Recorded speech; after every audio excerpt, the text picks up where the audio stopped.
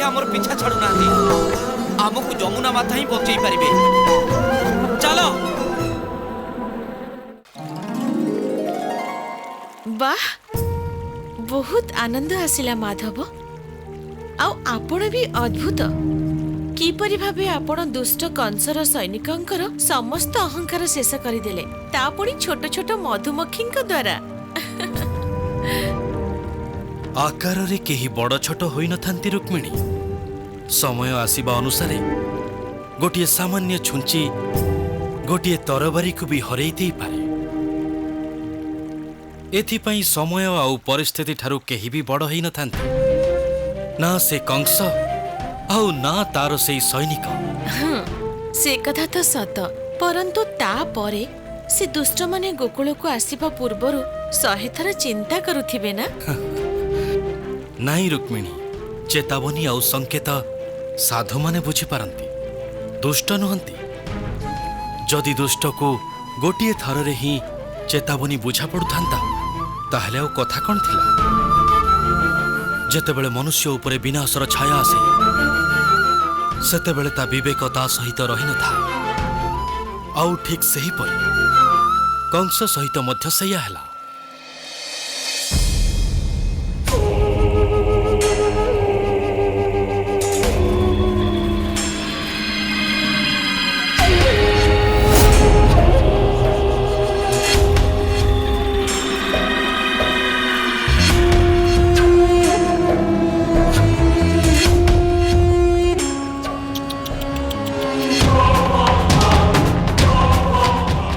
हृदय पीड़ा होउछि।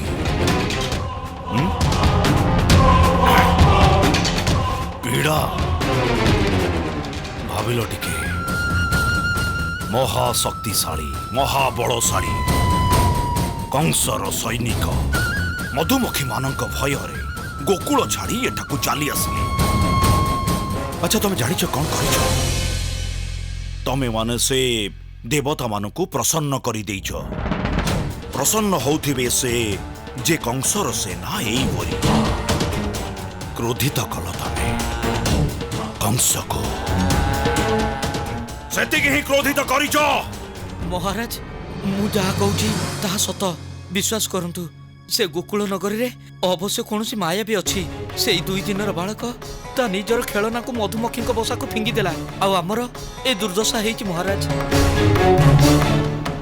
गोकुल नगरी रे केही माया भी अवश्य थिबो।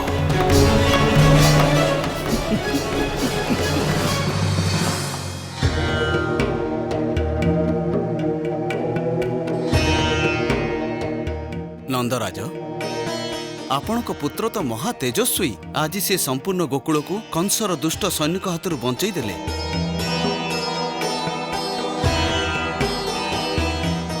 ना उपनंद, मो पुत्र एबे अबोध। यह तो ईश्वर कृपा जी आज आम समस्त को रक्षा करिसेंती। गोकुलर समस्त शिशुंकर रक्षा करिसेंती। मो पुत्र रक्षा करिसेंती। किंतु कंस केबे शांत रहिबनी। आमको गोकुल को कौन भी दुर्घटना बंचाइबा को हब। गोकुलर सुरक्षा बढ़ाई दियो आउ समस्त गोकुलवासी को सचेतन कर दियो जे सावधान रहिबे। संकट एपर्यंत टली नाही। संकट एपर्यंत टली नाही, परंतु काहेकि नंदराज? कारण कंसर सैनिक पुनर्बार ता पाखक फेरी जिबे। कंस को समस्त कथा कहिबे आउ तापरे जो विपत्ति आसीबो ताहा बहुत भयंकर हबो, बहुत भयंकर।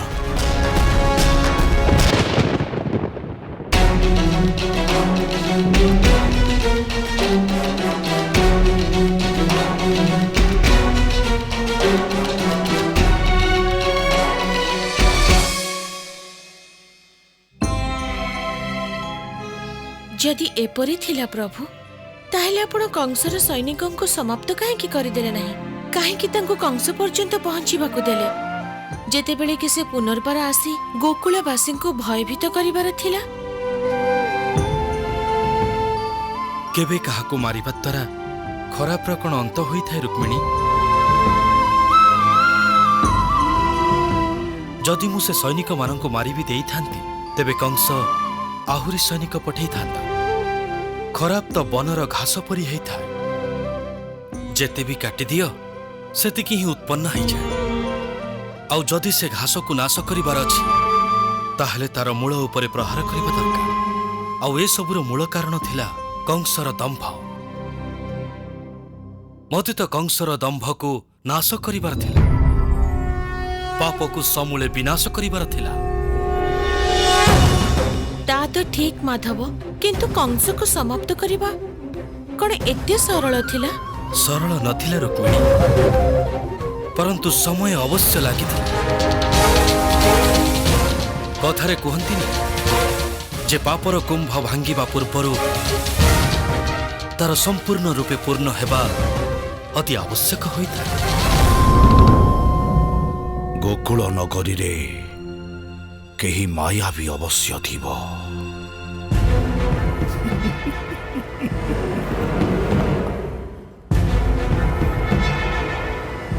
मु प्रसन्न हेली, मोर मन प्रफुल्लित हेला।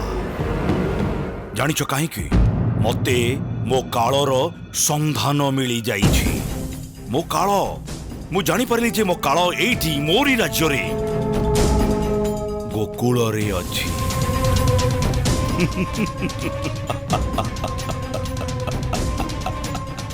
कंसर काल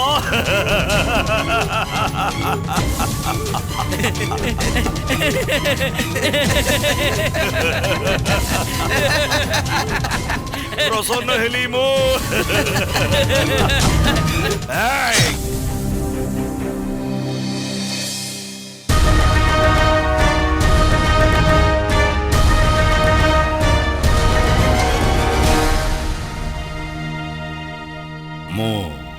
मोर सेना को मोर काल को मारिबा पाई पठेइथिली, परंतु मोर सेना एबे भी समय जाई नहीं महाराज। गोकुल सेठी अछि, बालक भी सेठी अछि। आपण आदेश दियंतु महाराज। निजर काल को कालर गर्भ को केमिति पहुंचेबार अछि ए कथा मो भल भावरे जानिछि। मायावीर सामना मायावी ही करिबो।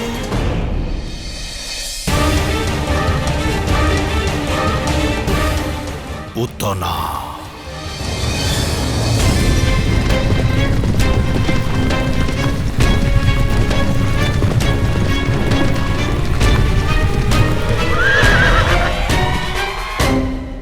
क्षमा करंतु महाराज, ये अंधकारमय जंगल ले अश्व आगो को जीवा भयभीत होउचंती। ए जो अश्व ना बहुत बुद्धिमान ही थांती, ताको ज्ञात हो जाए जे से कोठी का आसीचंती, को स्थान रे अछंती।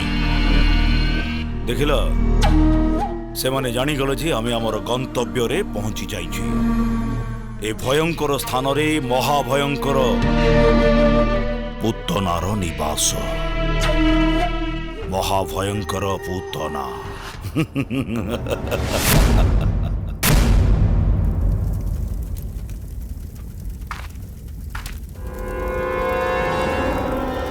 पूतना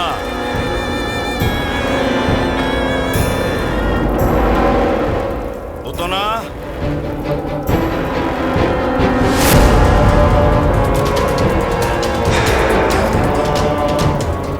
पूतना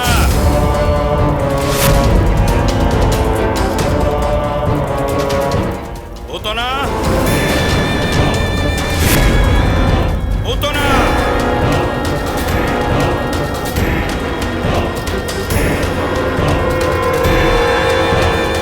मथुरा नरेश कंस ए स्थान रे आदेश दियंतु, कौन प्रयोजन अछि? तम पाखकु ए निर्जन स्थान को आसीबार कोनोसी ना कोनोसी विशेष प्रयोजन थिबो ना। मते तमर साहाय्यर आवश्यकता अछि, ता पुणी अति शीघ्र मो पाखरे समय नाही। स्वयं महाराज कंस एठाकु आसीचंती, प्रतीत होची अत्यंत कोनोसी महत्वपूर्ण कार्य अछि। आज्ञा दियंतु, जदि मु आपणकर कोनोसी कार्य रे आसी पारे तेबे स्वयं को बहुत धन्य माने करिबी। आपणकर बहुत उपकार मो उपरे आउ मोर भ्राता बकासुरंग उपरे आदेश दियंतु महाराज। मु आपणक उपकारर ऋण सुझिबी। पूतना मते गोटे कथा कह, तुमको नवजात शिशुंकर मांस तांकर अस्थि अत्यंत प्रिय ना? आज्ञा महाराज। एथिपाई जो कार्य मु तुमको दबाकू जाउछि से कोनोसी भोजनर निमंत्रण ठारू कम नुहे। तुमको केवल एतिकी करिवार अछि जे 10 दिन मध्यरे जन्मित शिशुंकु निजर आहार करिवार अछि, तांकर भक्षण करिवार अछि। तमे प्रस्तुत त? जदि ऋण सुझिबार एमिति अवसर मिले ताहेले किए सुझिबनी। आपण मोर क्षुदा शांत करिबार प्रबंध करिसंती। आदेश दियंतु मते कोठी की जिबाकू हबो। गोकुल सेठारे जन्मी थिबा प्रत्येक शिशुको भक्षण करिवार अछि तमको। आउ एई कार्य करिबा पई तम पाखरे मात्र गोटिए दिन अछि, मात्र गोटिए दिन पुतना।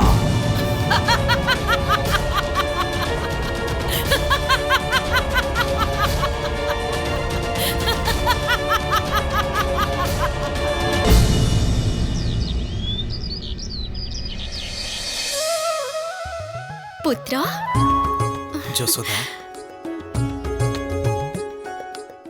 ଦେଖିବ, ବଡ଼ ହେଇ ଆମ ପୁତ୍ର ଏ ଜଗତରେ ବହୁତ ପ୍ରସିଦ୍ଧି ପାଇବ। हाँ हाँ नंद महाराज, किंतु आपण आपणक पुत्रर किछि नाम तो रखंतु। पुत्र पुत्र सुनी ये भी एबे थकी पड़िबणी। सुनंतु, आमे आम पुत्रर एक सुंदर नाम रखी दबा उचित। हाँ ଯଶୋଦା, ମୁଁ ଆଚାର୍ଯ୍ୟଙ୍କୁ କହିଦେଇଛି ଯେ ଏକ ଶୁଭ ମୁହୂର୍ତ୍ତ ଦେଖି ଆମ ପୁତ୍ରର ନାମକରଣ କରିଦେବେ। କିନ୍ତୁ ଗୋଟେ ଦ୍ୱିଧା ଅଛି। किपरि द्युधार्य? ମୁଁ ମୋ ପୁତ୍ରର ନାମକରଣ ବହୁତ ଧୁମଧାମରେ କରିବାକୁ ଚାହୁଁଛି, କିନ୍ତୁ ବିଗତ ଦିନରେ କଂସର ସୈନିକଙ୍କ ଉତ୍ପାତ ଦେଖି ମୋତେ ଭୟ ଲାଗୁଛି ଯେ କାଳେ ମହୋତ୍ସବର ସୂଚନା ପାଇବା ମାତ୍ରେ ସେମାନେ ପୁନର୍ବାର ଆସି ନ ଯାଆନ୍ତୁ।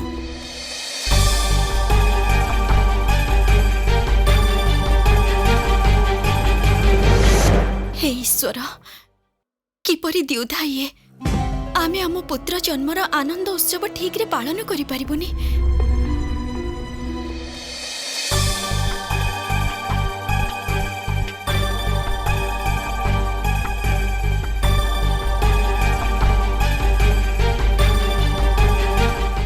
आपण मो मनरे से दुष्टंकर आतंक बसी जाइछि। नंदराज, कौन है उपनंद? एते विचलित काहेकि तुमे? कंसर सैनिक पुनर्बार आसिचंती कि? नाई नंदराज, कंसर सैनिक आसी नांती। ऋषि गर्गाचार्य आपणकर साक्षात चाहुचंती। आचार्य गर्गाचार्य?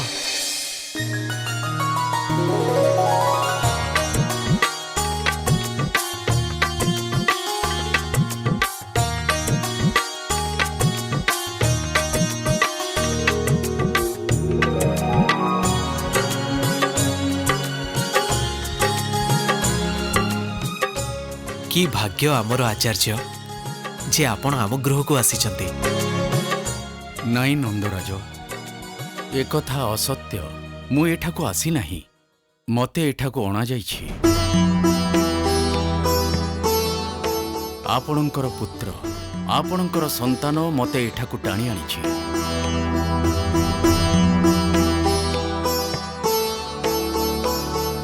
मु किछि बुझी पारिलिनी आचार्य।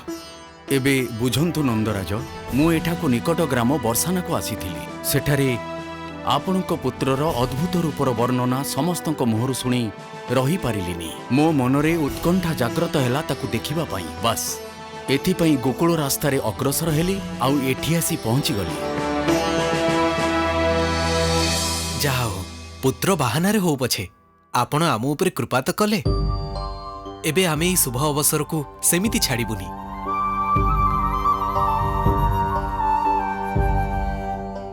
ଆଚାର୍ଯ୍ୟ, ମୋର ଆଉ ଯଶୋଦାଙ୍କର ଆପଣଙ୍କୁ ଗୋଟେ ବିନତି ଅଛି। କୁହ ନନ୍ଦରାଜ, କ'ଣ ଚାହୁଁଛ?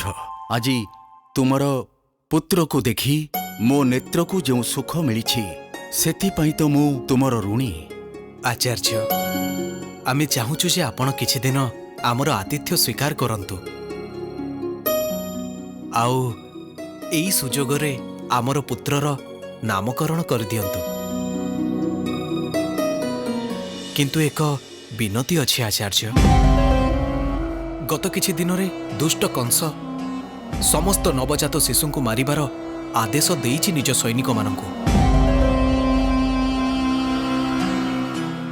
ଏଥିପାଇଁ ଆମେ ଆମର ପୁତ୍ରର ନାମକରଣ ଅତ୍ୟନ୍ତ ଗୋପନ ଆଉ ସାଧାରଣ ଭାବେ କରିବାକୁ ଚାହୁଁଛୁ। ବାସ୍ ଏତିକି ହିଁ ଖୁସି, ଆଉ ତାହା ହେଉଛି ଏହି ଉତ୍ସବରେ ଆପଣଙ୍କର ଉପସ୍ଥିତି। ଅବଶ୍ୟ ନନ୍ଦରାଜ, ତୁମର ଆତିଥ୍ୟ ମୁଁ ସ୍ୱୀକାର କରୁଛି, କିନ୍ତୁ ତୁମ ପୁତ୍ରର ନାମକରଣ ସଂସ୍କାର ମୁଁ କରିପାରିବିନି। କାହିଁକି ଆଚାର୍ଯ୍ୟ? କାହିଁକି ନା ମୁଁ ଯାଦବଙ୍କ କୁଳଗୁରୁ ଆଉ ତୁମେ ହେଲ ଗୋପାଳକ।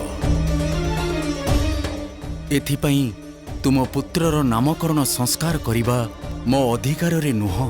ପରନ୍ତୁ ଆଚାର୍ଯ୍ୟ, କିଛି କଥା ନାହିଁ ଯଶୋଦା, ଆମେ ଆମର ସୁବିଧା ପାଇଁ ଆଚାର୍ଯ୍ୟଙ୍କୁ ଦ୍ୱିଧାରେ କାହିଁକି ପକେଇବା? ଆପଣଙ୍କର ନିର୍ଣ୍ଣୟ ଆମକୁ ସ୍ୱୀକାର ଅଛି ଆଚାର୍ଯ୍ୟ।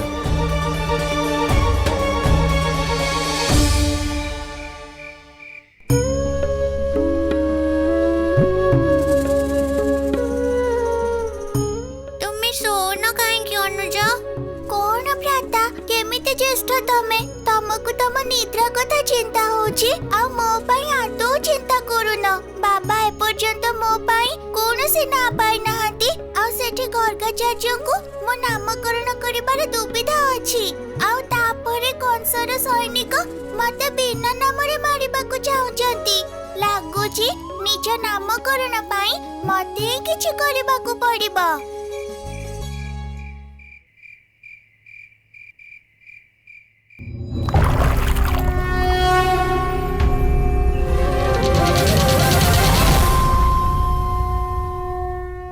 ନାରାୟଣ,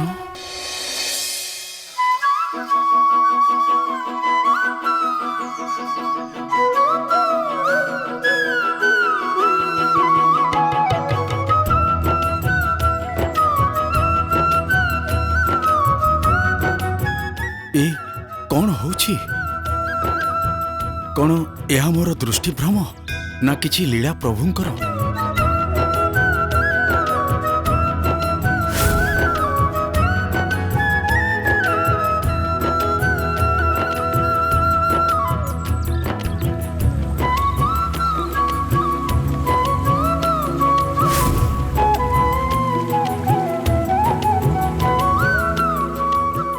କ'ଣ ଭୁଲ ହେଇଗଲା ମୋର ଯେ ମୋର ନାମକରଣ କରିବାକୁ ଅସ୍ୱୀକାର କରିଦେଲେ ଆପଣ?